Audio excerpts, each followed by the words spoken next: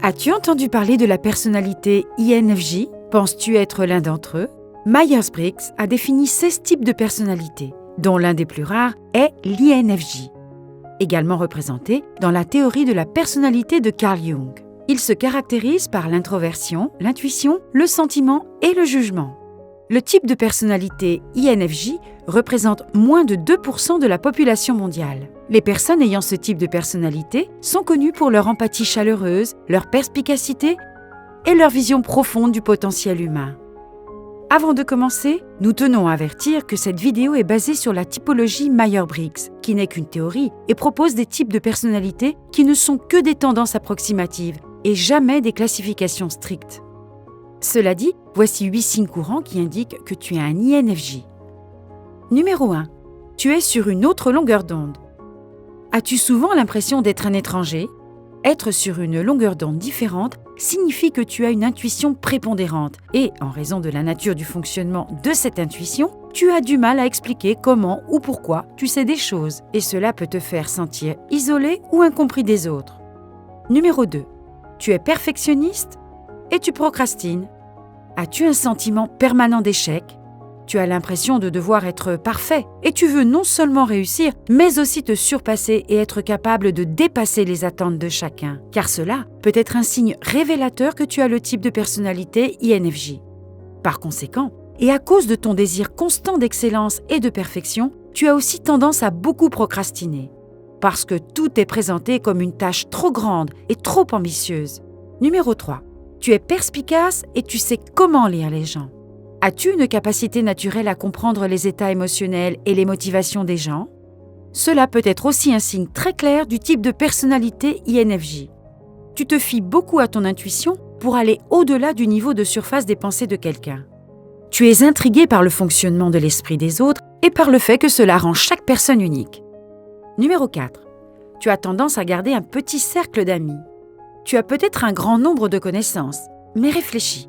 Combien de ces connaissances sont réellement tes amis? Si ta réponse est peu nombreuse, cela peut être un signe que tu as une personnalité INFJ. Tu es très dévoué et fidèle à ton petit cercle d'amis et tu en resteras un partisan indéfectible pour les années à venir. Cette dévotion et cette loyauté sont dues au fait que tu as une intuition très forte. L'intuition te rend très sélectif et te permet de séparer les personnes qui partagent réellement tes valeurs de celles qui sont fausses. Mais en même temps, si une amitié agit d'une manière qui remet en question sa loyauté envers toi, tu n'hésites pas à la repousser rapidement. Numéro 5. Tu es profondément empathique.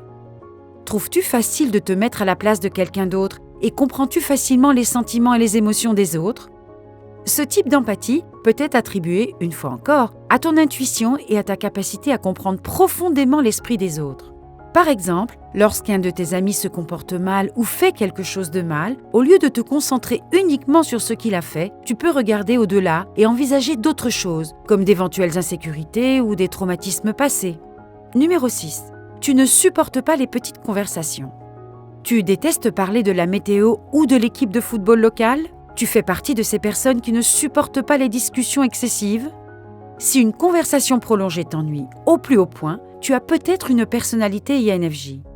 Tu penses que les discussions sont inutiles et ne font que te priver d'énergie. Ton véritable désir est d'avoir des conversations profondes et significatives avec d'autres personnes. Ce que tu veux vraiment savoir, ce sont leurs valeurs, leurs sentiments et leurs émotions, et non leurs commentaires superficiels sur la météo.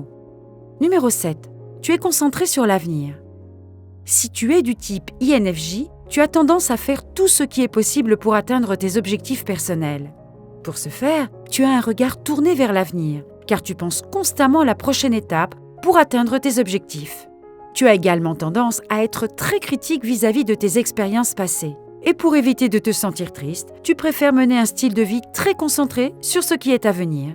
Par exemple, si tu conclus que ta relation avec ton partenaire ne mène nulle part, tu es susceptible de la rompre sans plus attendre. Ou si tu te sens coincé dans le même emploi sans progression, tu n'hésiteras pas à quitter cet emploi. Et numéro 8, tu gravites autour des personnes qui ont besoin d'aide.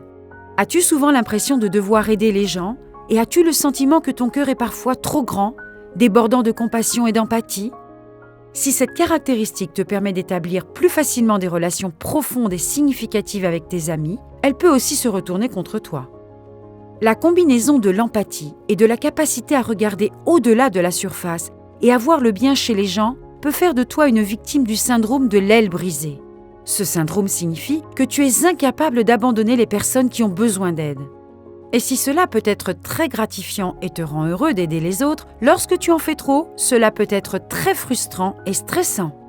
Par exemple, si l'un de tes amis a des difficultés dans une matière pour laquelle tu sais que tu es doué, tu lui proposeras de l'aider en tant que tuteur, même s'il n'a pas demandé d'aide, et tu choisiras d'être avec lui ou elle jusqu'à la fin, même si tu dois toi-même étudier pour un autre examen.